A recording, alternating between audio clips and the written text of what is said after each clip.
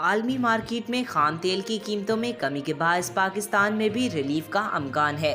ذرائع کے مطابق 1 اگست سے پیٹرولیم مصنوعات 11 روپے فی لیٹر تک سستی ہو سکتی ہے۔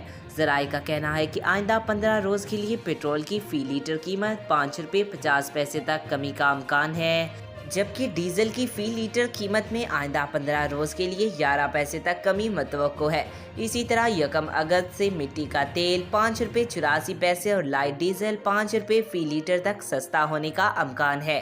ذرائع کا کہنا ہے کہ آئندہ 15 روز کے لیے قیمتوں کا تعین زیرو ایکسچینج ریٹ پر متوقع ہے، لیکن ٹیکس لیول کو ایڈجسٹ یا بڑھا کر قیمتیں برقرار بھی رکھی جا سکتی ہیں۔